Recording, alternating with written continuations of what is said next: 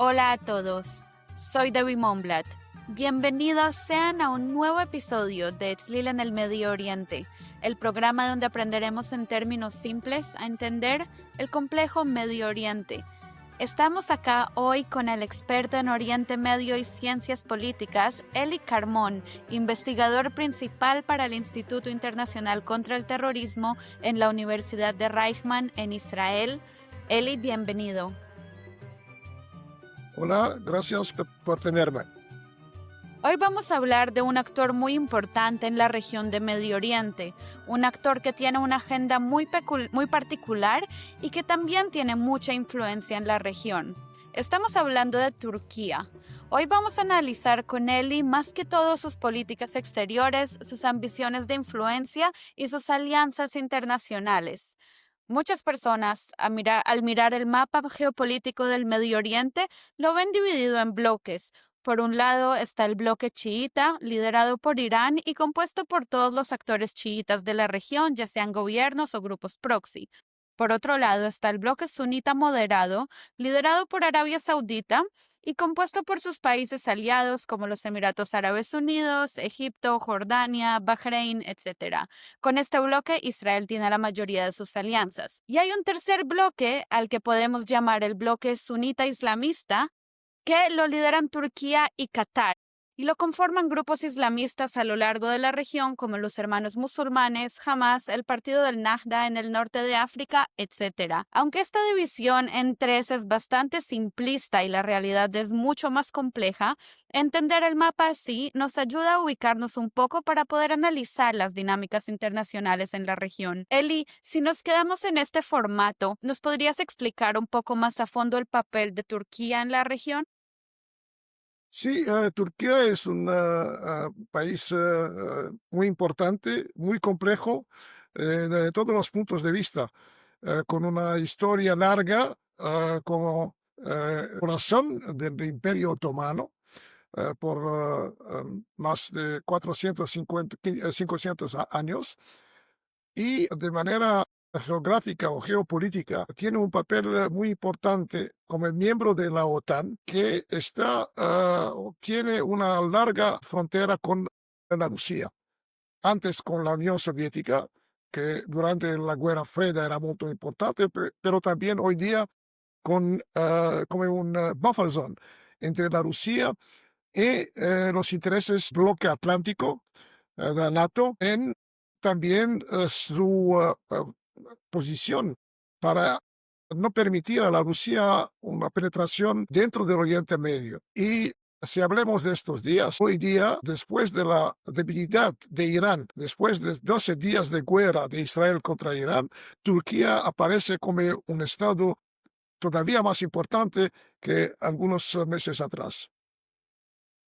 Turquía no siempre jugó el papel en la región liderando un bloque más islamista. En la época del presidente Atatürk, Turquía era un país de gobierno más secularizado y de alianzas más que todo con occidentales. Eli, ¿nos puedes explicar qué cambió con la llegada del actual presidente Erdogan al poder en el 2003 como primer ministro y en el 2014 como presidente?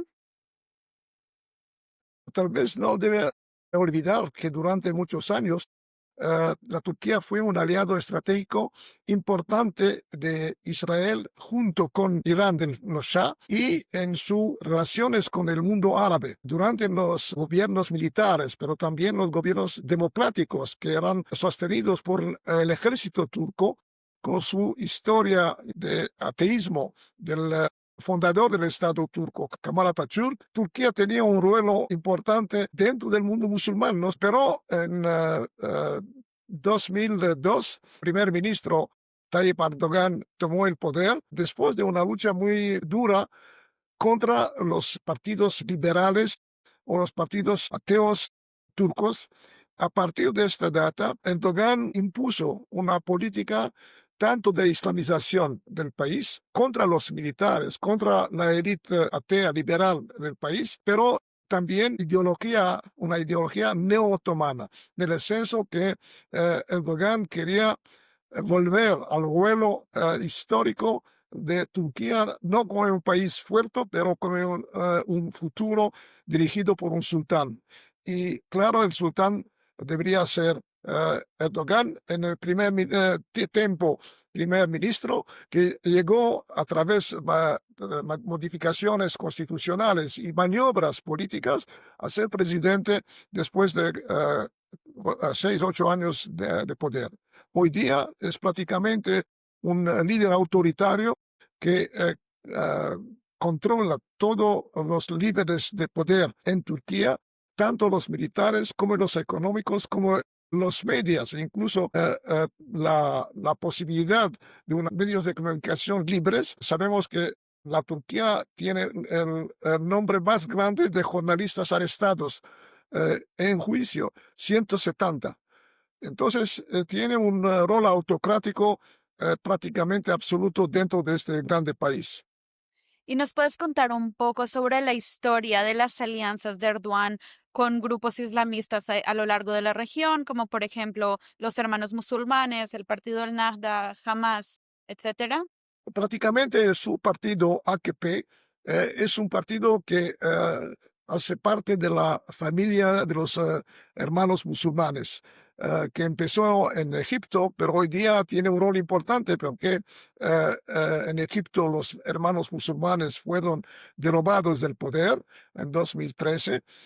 Después de un corto periodo de liderazgo, 2 años, 2 años y medio, y dentro del partido AKP que conduce Erdogan, tiene lazos con todos los partidos que tienen la misma ideología islamista de los hermanos musulmanes, tanto en el Oriente Medio, pero incluso también en Europa, donde hay centros muy importantes de poder, incluso a través de mezquitas que están dirigidas por el régimen turco a través de un ministerio, autoridad que influye incluso durante las elecciones, por ejemplo, en algunos países como Francia o Holanda, per haber una influencia en favor de los intereses de la Turquía. ¿Y cuáles dirías tú que son hoy los principales objetivos de Erdogan en términos de relaciones internacionales en la región de Oriente Medio y del norte de África? Entonces, claramente, gradualmente empezó esta estrategia, una estrategia de neotomanismo, eh, teniendo en consideración el pasado histórico, tanto en países como Irak, Siria, incluso tal vez Líbano, y también fue ocupada por los otomanos hasta 1917 y volver a tener una influencia no solamente ideológica, pero una influencia prácticamente física, en el senso de expandir este sultanato contra intereses de los pueblos y de los países involucrados en esta zona. Y del punto de vista estratégico, está en conflicto con dos países musulmanes árabes que también quieren conducir el mundo musulmán o el mundo árabe, antes de todo Egipto, que es país árabe más importante, y también Arabia Saudita, que hoy día tiene un papel enorme, tanto económico, pero también político estratégico en la región, y que se considera también el líder del mundo musulmán, controlando las dos mezquitas más importantes del mundo musulmán, de Meca y Medina. Y entonces hay una concurrencia entre Erdogan y los líderes de estos dos países, pero también líderes que appartienen a este bloque. El más importante aliado de Turquía en este conflicto ideológico estratégico es Qatar, que es un país con una población muy pequeña, 300.000, pero tiene una enorme influencia económica eh, y que ha dado durante los últimos 20 años tal vez una base operacional a los hermanos musulmanes, tanto político, pero también a través su influencia con Al Jazeera. Al Jazeera, la televisión que tiene hoy una presencia no solamente en el mundo árabe, pero también en todo el mundo. He visto en Europa, en América del Sur, en español. Esto es una estación claramente conducida por elementos de los hermanos musulmanes que transmiten los mensajes ideológicos, pero también políticos que los líderes de Qatar quieren avanzar. Y como Turquía es un país en los últimos años debilitado desde el punto de vista económico, hay una relación simbiótica. Turquía de Erdogan está apoyando la independencia de Qatar, incluso a través de una fuerza militar de 3.000 soldados que intervinieron justamente en 2017 cuando Arabia Saudita y los Emiratos Árabes Unidos querían ocupar Qatar por su acción muy agresiva a través de Al Jazeera, la destabilización de estos regímenes a través de Al Jazeera. Y entonces hoy día todavía hay este conflicto que es tal vez menos agudo que en el pasado, pero que debemos entender cuáles son los intereses contrastantes entre los dos bloques. El bloque moderado, que son los países del Golfo sin Qatar, Egipto, Jordania y países más pequeños. Y también hay una estrategia de globalización del poder de la Turquía, tanto en África, incluso en América Latina en los últimos años, tal vez sobre el ejemplo de Irán.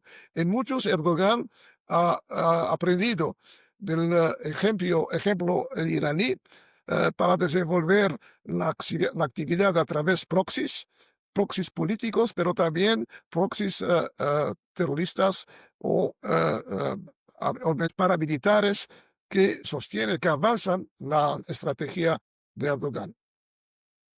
Quiero que hablemos un poco de sus políticas en algunos de los lugares específicos donde Turquía tiene hoy influencia y la está incrementando. Si te parece bien, podemos empezar por Siria. Ankara ha estado involucrado en la guerra civil de Siria desde su inicio y ha estado involucrado en Siria inclusive antes de la guerra civil. Su principal actividad en el país es contra los kurdos, ya que el gobierno turco tiene un conflicto con los kurdos dentro de su propio territorio y no le conviene que los kurdos sirios consigan ningún tipo de independencia. Eli, ¿qué ha logrado Erdogan en Siria en todos estos años y cómo cambia su política hacia Siria con el reciente cambio de régimen en Damasco? En el primer periodo como el primer ministro de Erdogan, hubo un conflicto con la Siria sobre el problema del apoyo al partido PKK kurda dentro de Turquía. Esto empezó con el padre del presidente Bashar al-Assad, Hafez al-Assad, pero continuó también hasta que llegó un compromiso entre Erdogan y presidente Bashar al-Assad. Incluso antes de la guerra civil, que empezó en 2011, había relaciones personales entre la familia de Erdogan y la familia del presidente Bashar al-Assad. A partir de la guerra civil, Erdogan, que quería influir sobre la situación interna en Siria por razones claras, estratégicas y políticas, no convenció a Bashar al-Assad a recibir sus propuestas de moderación o de negociación con la oposición siria, que en grande parte era una oposición de los hermanos musulmanes. Y entonces, poco a poco, la política de Erdogan fue mucho más agresiva versus el presidente Bashar al-Assad, su partido, su régimen, incluso después que la Rusia intervino militarmente en 2015 en Siria para reconquistar el territorio sirio de las manos de los rebeldes que en gran parte eran sostenidos por Erdogan. Esta semana se firmó perdón, Eli, ¿qué ha logrado Erdogan en Siria en todos estos años, desde la guerra civil y aún desde antes? ¿Y cómo cambia su política hacia Siria con el reciente cambio de régimen en Damasco? Eh, Antes de todo, debemos entender cuál es su influencia durante la guerra civil. Durante la guerra civil, él apoyó a varios elementos islamistas, Jabhat al-Nusra, y una cantidad muy grande. No tengo acá la posibilidad de presentar un diagrama de las numerosas facciones islamistas, pero en gran parte hubo dos alianzas que fueron eh, eh, eh, aliados o proxies. eh, Prima era el Hayat Tahrir al-Sham, que es una organización que fue una facción de Al-Qaeda que se transformó con el liderazgo de Ahmed al-Julani, que hoy día es el presidente Ahmed Shara, que era más independiente que otros grupos, pero que tenía una alianza estratégica con Erdogan. Y varios grupos pro-turcos que son realmente proxies de Turquía. Su importancia era principalmente para luchar contra la influencia kurda dentro de Siria, que cuando tenemos el mapa todavía los kurdos están controlando casi un tercero del territorio sirio, incluso en el norte este del país, incluso varios campos petrolíferos importantes y también la agua que está en el Eufrates que pasa a través de este territorio. Entonces, Erdogan apoyó a los islamistas que ocuparon una provincia importante, Idlib, la provincia donde se compuso un gobierno islamista durante, a partir de 2015-2016, y donde hubo las dos facciones o grandes facciones, la alianza de Tahrir al-Sham con el liderazgo de Julani y el grupo que se llama Ejército Sirio Nacional, sí, nacional, que era el proxy de Erdogan. Uh, en 2000, desde la fin del año 2024, la destrucción del poder muy importante de Hezbollah en Líbano y también la debilidad creciente del régimen de Irán, que todavía tenía una presencia militar en, uh, en, uh, en Siria. Erdogan dio el apoyo militar y tal vez financiero para empezar la ofensiva del diciembre de 2024, que en 12 días, creo, provocó la caída del régimen de Bashar al-Assad. Y en 12 días, estos dos grupos o dos alianzas tomaron el poder con la consolidación del poder personal de Ahmed Shara y con los grupos pro-turcos que todavía tienen el rol principal de luchar contra los kurdos y aniquilar o neutralizar la influencia de los kurdos en un futuro Estado sirio tal vez más independiente que puede influir negativamente sobre la situación en Turquía extensa, donde hay, no hablemos de esto, 15 millones de kurdos. Esto es el grande problema que Turquía y Erdogan personalmente tienen con Siria, que la autonomía que los kurdos tienen en Siria o tenía por muchos años, con el apoyo de los Estados Unidos, porque los kurdos fueron los combatientes más eficientes contra Daesh, contra ISIS, durante la guerra contra ISIS. Entonces, para Erdogan todavía es una amenaza sobre la unificación o la unidad en Turquía entre los turcos y los kurdos. Hay ya un cambio porque algunos meses atrás el líder de los kurdos del partido PKK, que era el principal elemento luchando contra el régimen de Erdogan, decidió que está en prisión a partir de 1999 de dejar la lucha armada. Y esto es un cambio muy importante, muy favorable para Erdogan. Pero continúa el problema cómo actuar en Siria entre la independencia del régimen de Shara y su negociación con los kurdos, que todavía son prácticamente independientes, tienen una fuerza militar independiente y que todavía tienen un cierto apoyo de los Estados Unidos. Los aliados que a partir de 2012 fueron luchando juntos para la destrucción de Daesh, de ISIS. Espero que estoy claro porque hay un saco hay muchos elementos acá que son a veces difíciles. Justamente es pecado que no tengo un mapa para explicar dónde están los kurdos, dónde fue Idlib, la provincia que permitió la construcción de esta oposición agresiva que tomó el poder en 2, 3 semanas. Acá pueden ver el mapa en pantalla. Ahora, Ok, de acuerdo. esta semana se firmó un memorando de entendimiento de cooperación militar entre Turquía y el nuevo gobierno de Sirio de Al-Yulani. ¿Qué significa este acuerdo para Israel en términos de seguridad y también para las potencias regionales que tenían ganas de incrementar su influencia en Siria, como por ejemplo, como dijiste antes, Arabia Saudita? No hablemos de las relaciones entre Turquía e Israel. He dicho que históricamente la Turquía, hasta que llegó Erdogan, fue un aliado y muy importante de Israel en la región y también vis-à-vis el mundo árabe.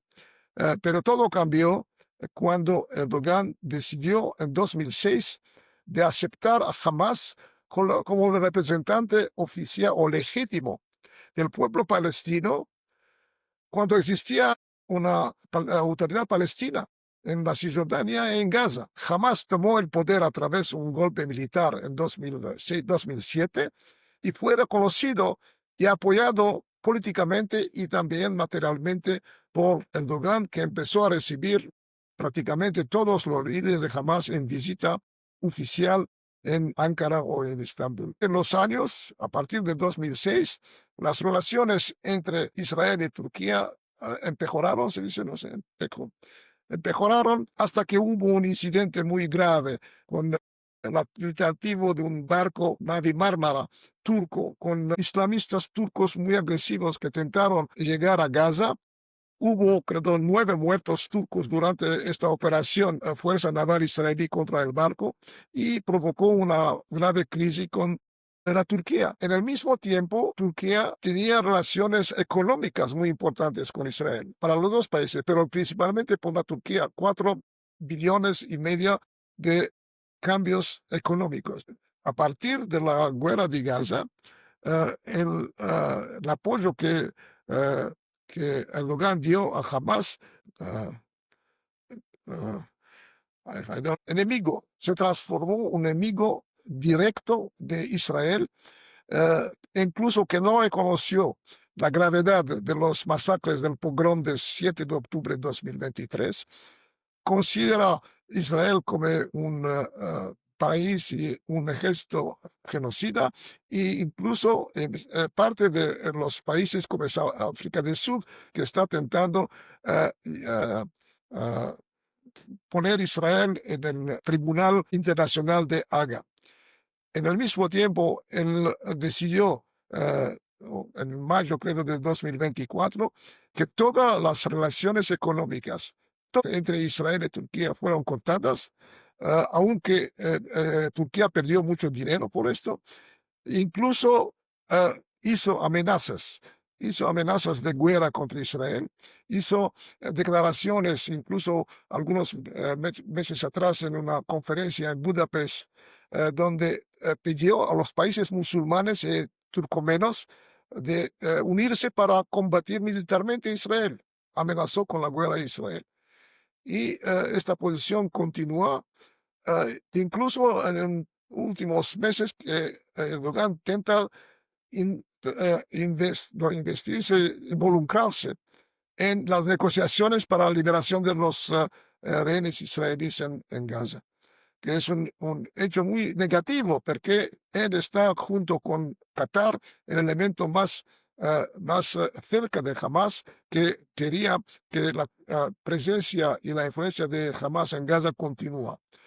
Sobre esto fondo de relaciones muy difíciles, incluso casi un país enemigo en guerra con Israel, la Turquía tiene hoy día una influencia enorme en Siria de Ahmadinejad. Como usted ha dicho, ya hubo semanas atrás un acuerdo militar estratégico, pero empezó ya en los primeros días de los regímenes de Damasco, cuando una delegación del servicio de inteligencia turco que apoyó estos grupos y una delegación de Qatar juntos llegaron a Damasco para construir esta esta alianza, nueva alianza, esto permite tal vez transformar Turquía en el poder predominante en Siria, comparado, pero más peligroso que la presencia de Irán. Porque Turquía es un país muy importante, como he dicho, que tiene un ejército muy grande, incluso fuerza aérea, fuerza terrestre, sobre la frontera directa de Israel. Hubo información que la Turquía quería construir 5 bases militares aéreas en Siria y construir la fuerza antiaérea siria contra las posibilidades de Israel para neutralizar, que ya neutralizó, pero en el futuro para contestar un régimen enemigo de Israel. Y ahorita volviendo un momento al tema de Gaza con todo lo que mencionaste y el apoyo turco a Hamas, quería preguntarte qué tan importante es el apoyo turco a Hamas. ¿Crees tú que es el mayor aliado de Hamas o este sería Irán o este sería Qatar? ¿O cómo se ven las dinámicas en términos Hamas y sus alianzas internacionales?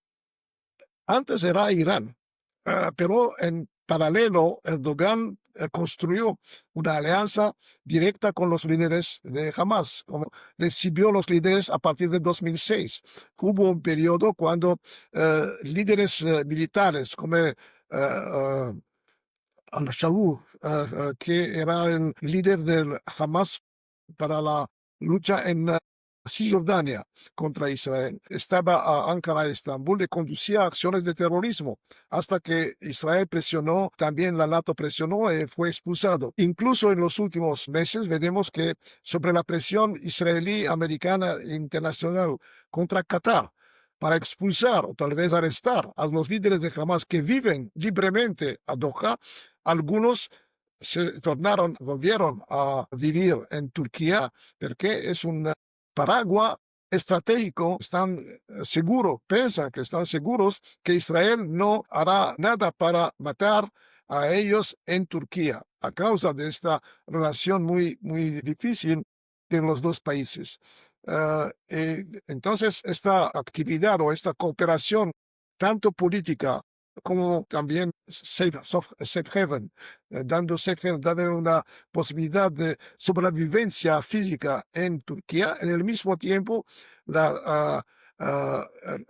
Turquía está tentando tener un papel más importante a Jerusalén.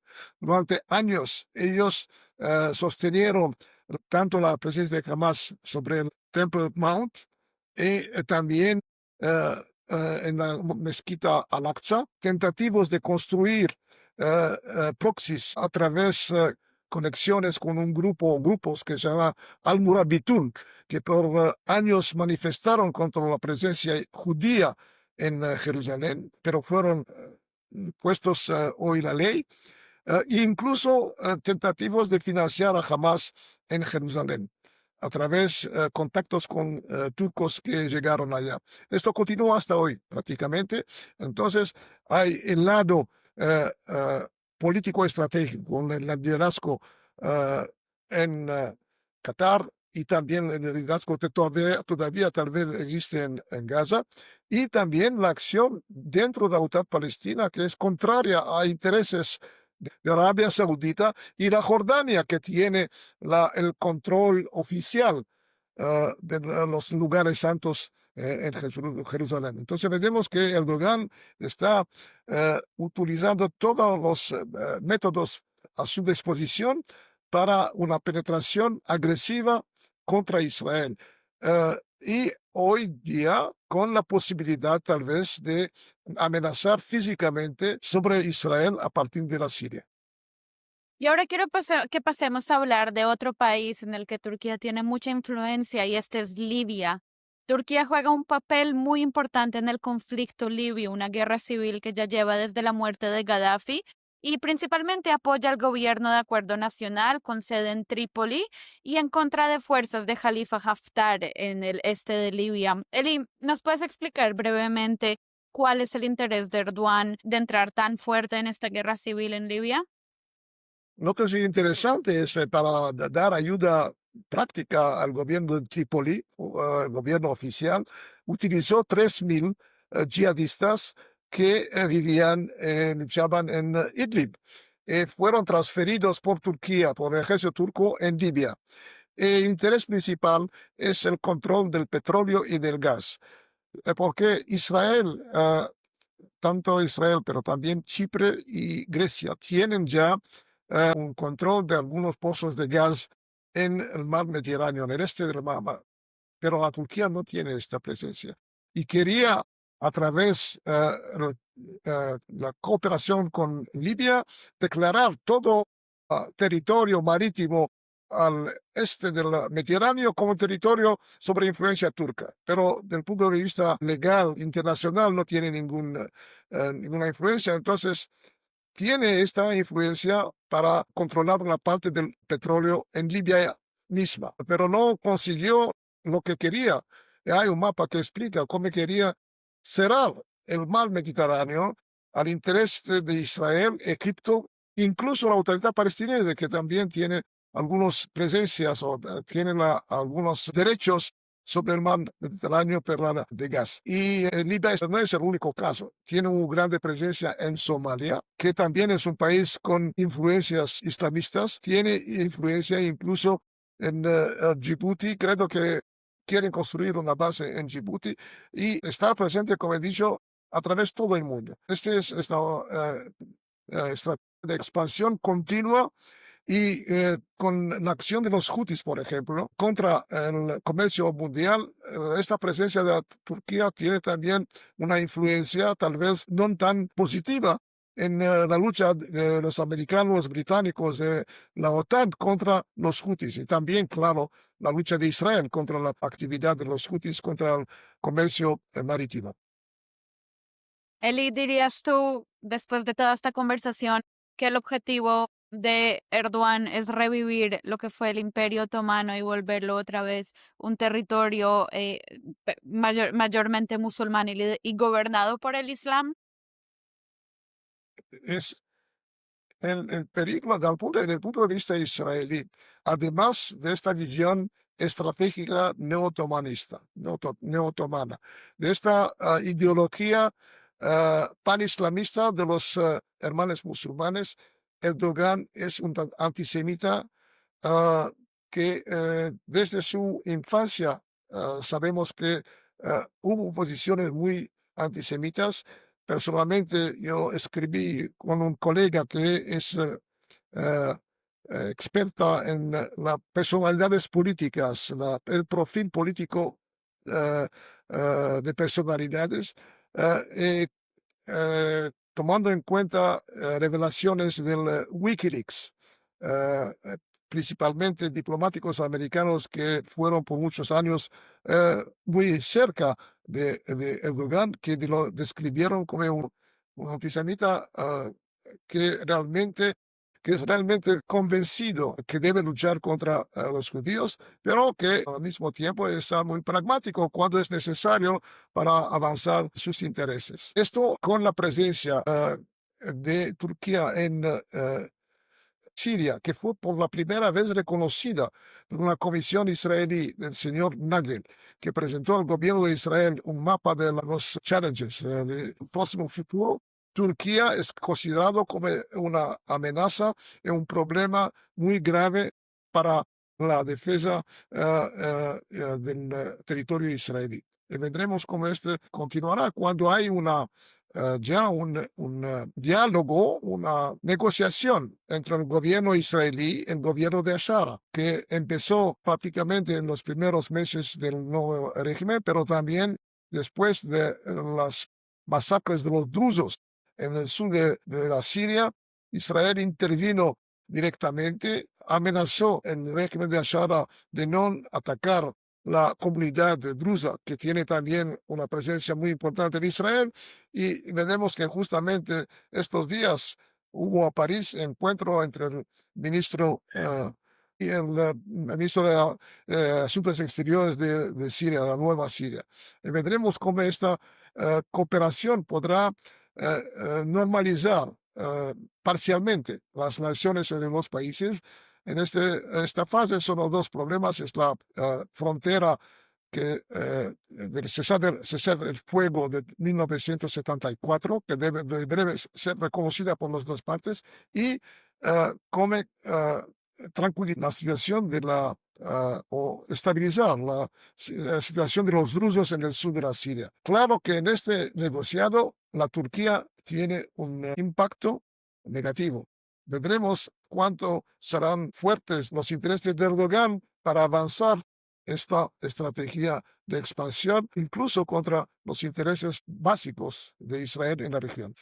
Muchas gracias, Eli. De verdad que nos has dado una imagen muy completa y clara sobre las políticas Espero que clara. de Turquía. Es muy complicada, pero ahí Sí, logramos sí. entender. Muchas gracias por escuchar. Espero ahora vean una imagen más completa y clara sobre las ambiciones internacionales de Turquía y lo que es el neo-otomanismo. Espero que tengan una linda semana y nos vemos en la próxima.